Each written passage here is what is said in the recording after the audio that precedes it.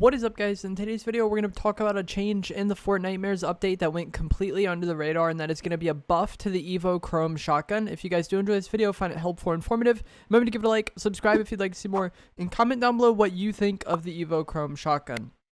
So I'll have the changes on screen now, but as you can see, the damage for the EvoChrome Shotgun increased by about 5 to 7 depending on rarity. The lower rarity got less of a buff, the higher rarity got more of a buff, and this is a nice change because you're not really going to be using the lower rarity versions of these EvoChrome Shotguns much at all.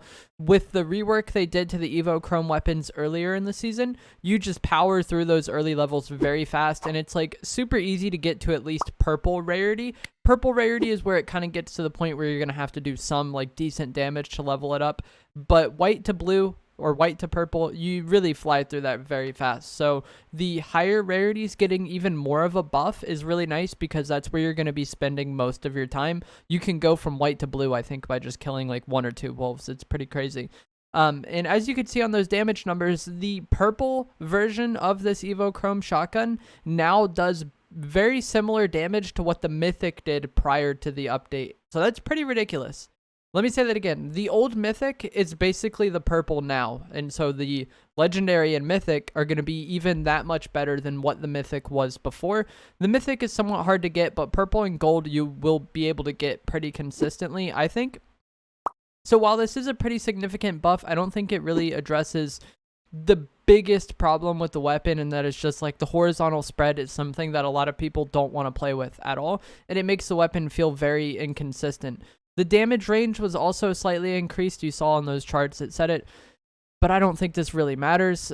Like the spread of this weapon is really the limiting factor as far as range goes, and not really the damage at range, because the weapon has a horizontal spread, and so the pellets spread horizontally, and the spread is much larger than any sort of target is going to be. So unless somebody is very close to you, you're not going to hit very many pellets on them at all, and that is how shotguns deal damage. You get damage based on how many pellets you hit, so it doesn't matter if they slightly increase the damage at ranges where you're only going to be hitting 1 or 2 pellets anyways. That damage is going to be pitiful. So I still feel like this weapon is incredibly limited to like 8 meters or so.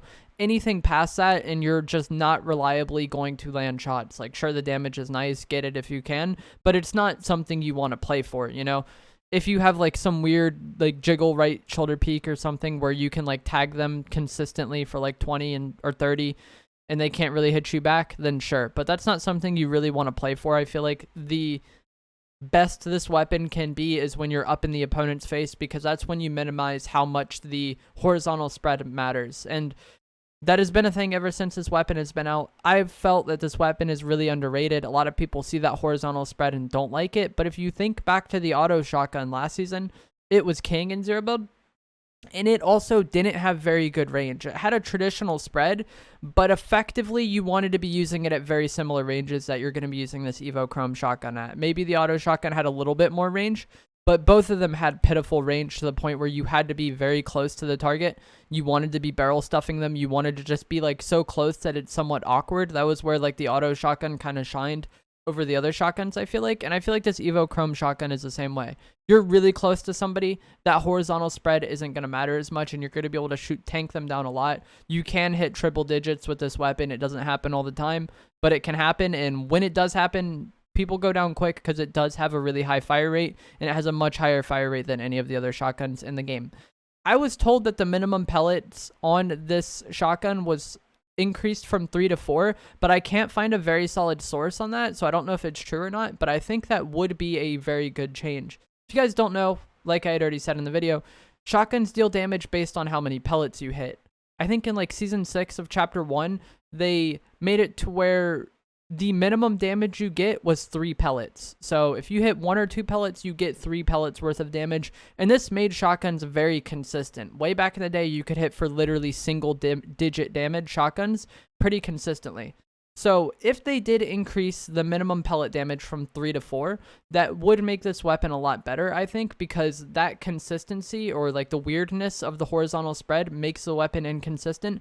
And that's the weapon's biggest weakness, I think. The damage is okay. The fire rate is fine. It's good. The main weakness is just that the spread is weird and that you're consistently not going to be landing a lot of pellets at any sort of decent range, and that's where the weapon really falls off and becomes what a lot of people feel is inconsistent. I still think the weapon is very good in zero build. I think if you play close range fights and you play really aggressive, this weapon is fine. It's very easy to use. It's very forgiving if your aim isn't the best.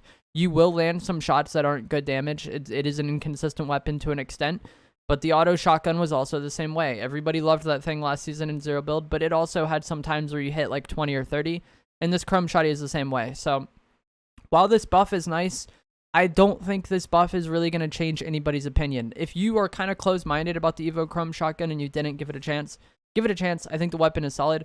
But if you've given it a solid chance and you still didn't like it, then you're probably still not going to like it. They didn't really redefine the weapon or kind of address that like weirdness of the horizontal spread.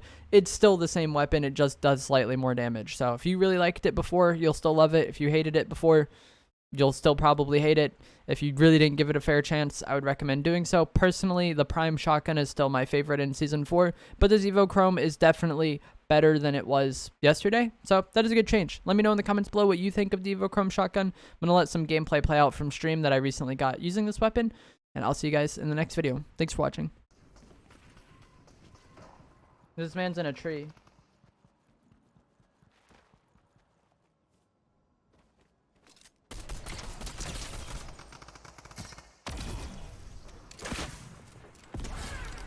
Y'all didn't kill each other?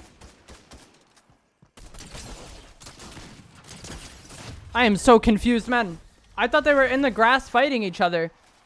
Like, I shot that RPG and then stopped looking at the game. Because I thought that it would just kill him and, like, end the game. Alrighty, then. They were both on the struggle there. Maybe, like, a wolf went into the bush or something and attacked him. It seemed like he was fighting an entity in the bush. Wait, did I not have a crown that match? I didn't pick it up? Wow, I didn't pick up that crown because I thought I already had one. I thought... whatever, it doesn't really matter. Yeah, I thought when I killed the person on the